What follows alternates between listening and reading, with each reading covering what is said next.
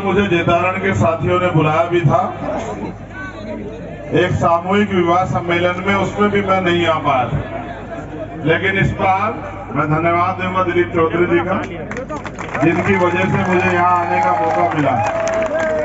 इस मंच पर उपस्थित सभी समाज के सम्मानित नेतागण, हमारी बहनें भी यहाँ बैठी हैं, Azad Samaj party, Bhim army, RLP के सभी नेतागण, सभी साथियों और मेरे सामने उपस्थित इस विशाल जनसमूह के रूप में हमारी माओ बहनों, बच्चियों, नौजवानों, बुजुर्गों और मेरे हम उम्र साथियों, मैं आपका जेतारण की धरती पे और इतने बड़ी समूह के रूप में आप एक संदेश देने के लिए यहाँ इकट्ठा हुए, उसके लिए धन्यवाद करता हूँ।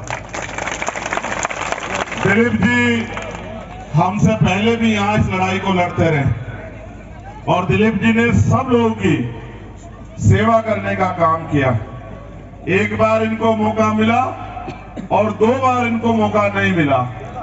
इस बार हमने ये तय किया कि जिनको मौका नहीं मिला, चाहे उनमें दिलीप जी हो या आप सब लोग भी विकास के उस परिकल्पना से, विकास के उस लक्ष्य से अधूरे रहे जो जेतारण में होना चाहिए था, जिसका अवसर आपको मिलना चाहिए था। मैं बहुत लंबे समय से राजस्थान में होने वाले हर अन्याय पे लड़ता हूं। इस मंच पर हमारे बहुत ही वरिष्ठ नेता भाई अनिल जी, जो भीम आर्मी के प्रभारी है, सुनील अस्ते जी, भाई विजय जी, अमित कसाना जी, और मैं बहुत जिम्मेदारी से कह रहा हूं मीडिया के लोग यहाँ, मेरी इस बात को अब याद रखना,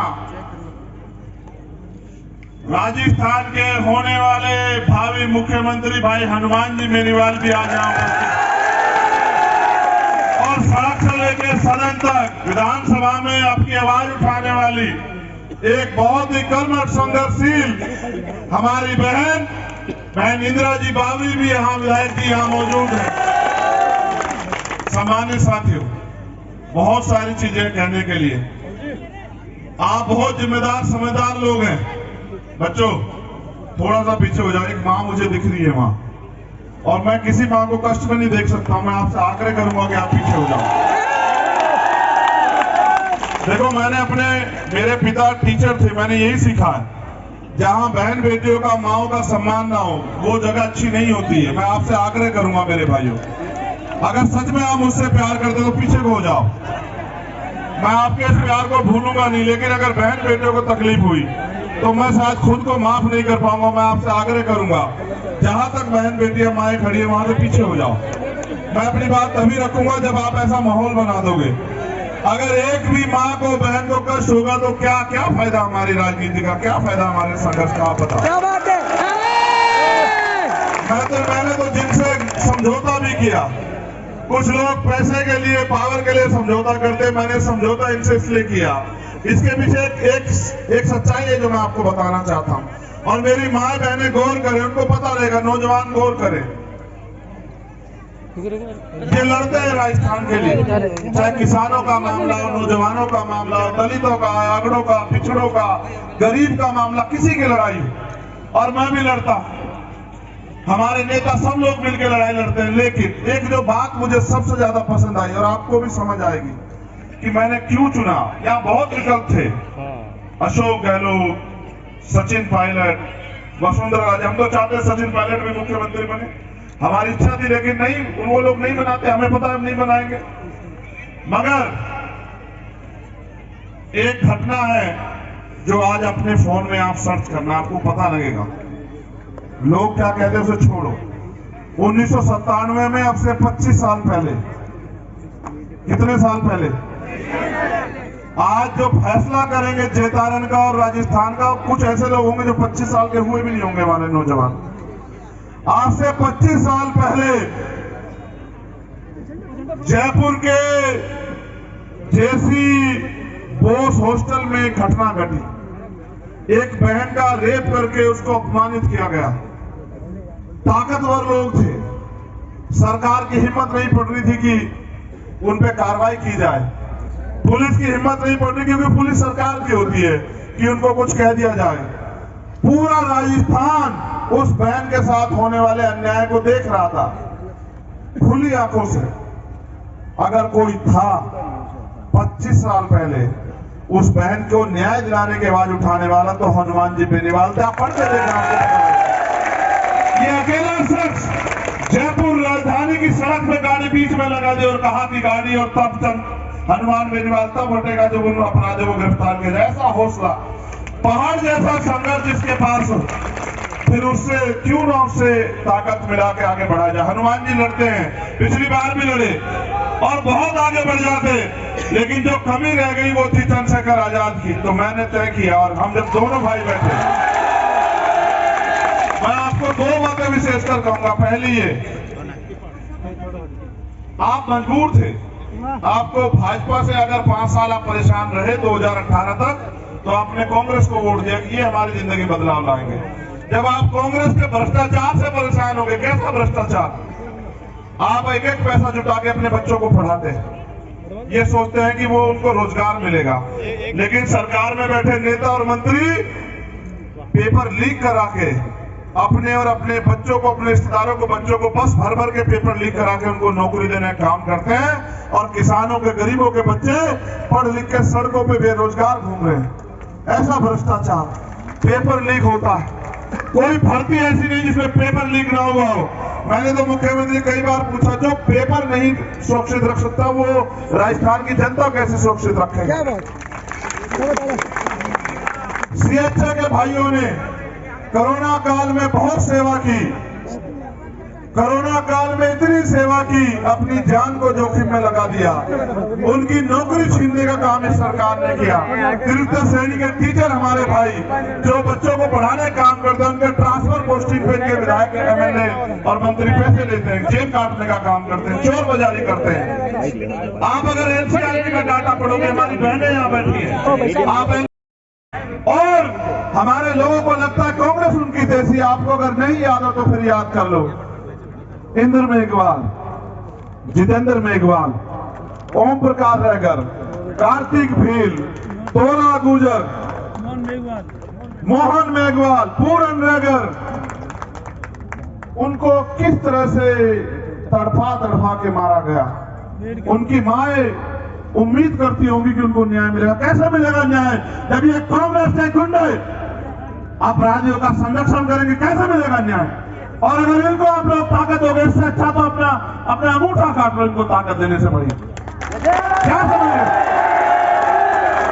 इनको ताकत देके बहन बेटियों को सुरक्षित करने से बढ़िया, अपने लोगों को हत्या करवाने से बढ़िया, मटकी छूने पे, मुझे रखने पर चैन के राज में, इससे अच्छा तो है कि आप लोग अपने अंगूठे काट लो। क्या करोगे इनको ताकत देके? इनको ताकत देने का मतलब है अपने आने वाले भविष्य को मिट्टी में मिला देना। और आपने देखा घटनाएं होती है, मगर जब सरकार आरोपी के पक्ष में खड़ी हो जाए फिर क्या करोगे? आप रोते रहते हो, मुझसे भी कहते हो भैया अन्याय होगा, अन्याय होगा। कैसे रोकेगा अन्याय को जब सरकार बनाने की ताकत, सरकार चलाने की ताकत, पुलिस को आदेश देने की ताकत उनके पास होगी? मैं क्या करूंगा? हनुमान जी क्या करेंगे? लड़ते रहेंगे हम लोग अपने 5 साल में।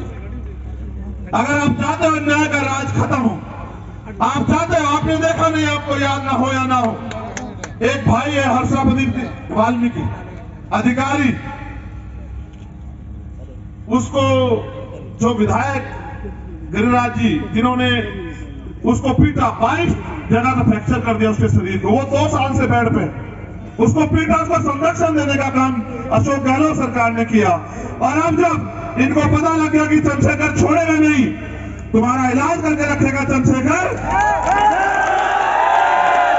तो उसने हाथ जोड़ के कहा कि आप भाजपा से टिकट ले लो, ये भी हमारी पार्टी, इनसे टिकट ले जाओ आप। वो भाजपा से टिकट लिया। ये दलितों की सुरक्षा की बात करेंगे? ऐसे आदमी को तो सरपंच भी बनने देना चाहिए था, लेकिन उन्हें छूट दी। ये छूट इसलिए दी क्योंकि मेरे लोग भोले, यहाँ के किसान का, मेरे नौजवान भूले, यहाँ की महिलाएं भोली है बेचारी, इन पे भरोसा करती है। 5 साल इनसे पिटते हैं भाजपा से तो कांग्रेस के पास चले जाते हैं, कांग्रेस से पिटते हैं भाजपा के पास चले जाते हैं। जब आप मजबूर थे, आप में विकल्प नहीं था, तब मैं समझ सकता हूं विकल्प है। एक तरफ आप पे इस प्रदेश का सबसे बड़ा लड़ाका हनुमान जी बेनीवाल है और दूसरी तरफ चंद्रशेखर आजाद है। और बताओ को किसकी जरूरत है? इनको वोट दे। वोट का अधिकार आपको मिला किस लिए? वोट का अधिकार आपको बिकने के लिए नहीं मिला, पिछलग्गू बनने के लिए नहीं मिला, किसी के जूते उठाने के लिए नहीं मिला। वोट का अधिकार आपको गुलामी से मुक्ति के लिए मिला है। राजतंत्र में राजा ने जो कह दिया दिन, रात कह दी रात, प्रजा को मानना पड़ता था।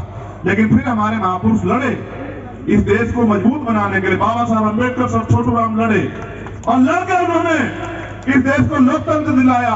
उन्होंने कहा रानी के पेट से राजा नहीं होगा तैयार, राजा जो होगा आपकी वोट से तैयार होगा। आपको ताकत दी। उन्होंने कहा जो भी बाली व्यक्ति होगा अपनी वोट से चयन करेगा कि किसको ताकत देनी। अब ताकत आपके हाथ में, आप भी उन्हीं की गुलामी करना चाहते हैं तो क्या करेगा चंद्रशेखर आजाद? जब आप मेरे हाथों को मजबूत नहीं करोगे, मुझे इतना ताकतवर नहीं बनाओगे कि मैं हनुमान जी बेनीवाल को जयपुर ले जाकर इनको मुख्यमंत्री बना दूं, तो फिर कैसे आएगी ताकत? आप बताओ। आप यह भी समझो, अगले 5 साल के भविष्य को तय कर रहे हो आप, क्योंकि सरकार तय करेगी कि गरीबों को किस दाम में मिलेगा गैस सिलेंडर, सरकार तय करेगी पेट्रोल डीजल के दाम क्या होंगे, सरकार तय करेगी किसके पास जमीन रहेगी, किसानों के फसलों के दाम कितने मिलेंगे, सरकार तय करेगी। नौजवानों को रोजगार मिलेगा नहीं मिलेगा, सरकार तय करेगी। अन्याय अत्याचार होने पे गुंडों के साथ क्या होगा, सरकार तय करेगी। आपको सुख सुविधाएं में समाज स्वाभिमान सम्मान का जीवन मिलेगा नहीं मिलेगा, सरकार तय करेगी। और आप जब आप पे ताकत है बनाने की, आप कांग्रेस बीजेपी के चक्कर में पड़ोगे, तो इससे अच्छा तो मुझसे आंख मिलाने की, क्या आंख मिला पाओगे तुम लोग मुझसे? अपराधियों का साथ देके एक ऐसे काम करने वाले व्यक्ति को पीछे हटा के कैसे करोगे राजस्थान की सेवाएं? बताओ। आपने भाजपा को भी मौका दिया, यहाँ के लोगों, आपने कांग्रेस को भी मौका दिया। मैं आपसे जिम्मेदारी से कह रहा हूं, आप इस बार दिलीप सिंह चौधरी जी को मौका दो। और मौका भी ऐसा नहीं है, पिछली बार 12,000 से आ रहे भाई। तुम बताओ पहले मुझे नीले पटके वालों कितने से आ रहे थे? तुम कितने दोगे? सुनो, इनकी जीत का अंतर अगर 20,000 से कम होगा तो मैं मानूंगा कि मैंने कोई काम नहीं किया, तुम्हारे दिलों में मेरे लिए प्यार नहीं है। अगर वास्तविकता मुझसे प्यार करते हो, वास्तविकता में हनुमान बेनीवाल जी से प्यार करते हो, वास्तविकता में चाहते हो कि आपकी जिंदगी बदले, कभी भाजपा जीते कभी कांग्रेस जीते, उसे छोड़ो। अगर आप चाहते हो आप जीतो, तो फिर अगले 5-6 दिन मेहनत करना। जो हमारे पक्ष में नहीं उसको पक्ष में लेके आना, जो हमारे साथ नहीं उसको मनाना, बहनों बेटों माओ तक अपना निशान पहुंचाना और उनको ये कहना कि इस बार हम उज्जवल भविष्य, उज्जवल राजस्थान के लिए, ताकतवर राजस्थान के लिए, सुरक्षित राजस्थान के लिए, अपने बच्चों के आने वाली नस्लों के भविष्य के लिए और किसानों, नौजवानों, महिलाओं के सम्मान के लिए वोट देंगे। इस बार हम आरएलपी एएसपी गठबंधन को वोट देंगे। इस बार हम इन भाजपा कांग्रेस के गुंडों को नकार के, आप नहीं जानते, भगवान देव नारायण के मंदिर में आए, जिन्होंने वादा किया 2 करोड़ रोजगार देंगे, जिन्होंने वादा किया किसानों की आमदनी दोगुनी करेंगे, हुई क्या आपकी आमदनी दोगुना? आए तो कितने पैसे का लिफाफा देके गए? इन्होंने बताया कि जब इन्होंने वहां तेजाजी महाराज का नारा लगाया संसद में, तो इन्होंने आई अंग्रेजी में बताते हैं, तो मोदी जी ने इनसे पूछा हु इज तेजाजी? इसका मतलब होता है तेजाजी कौन है, समझ रहे? तेजाजी वो है जिनको थोक लगानी पड़ी कल आपको, वो है तेजाजी। वो है तेजाजी जिस समाज की वोट देने के लिए आप वहां नाक रगड़ रहे थे कल प्रधानमंत्री जी, वो है तेजाजी। इसलिए आपसे कह रहा हूं, अब चुनाव आ गया आपसे वोट लूटने के लिए, आपकी वोट को छीनने के लिए। ये बाला साहब की भी बात करेंगे, ये दलितों की बात करेंगे, किसानों की बात करेंगे, लेकिन इनका एकमात्र लक्ष्य है अडानी अंबानी को इस देश के हाथों बेच देना। अडानी अंबानी को इस देश को उनके हाथों बेच देना और गरीबों को अंग्रेजों जैसे हालात में ले जाना। मैं आपसे पूछना चाहता हूं, हर अन्याय पे मैं यहाँ लड़ने के लिए, आपकी आवाज उठाने के लिए इस बार आया हूं, आपके भविष्य का फैसला करने के लिए। आप बताओ, आओ भाई दिलीप जी तरफ।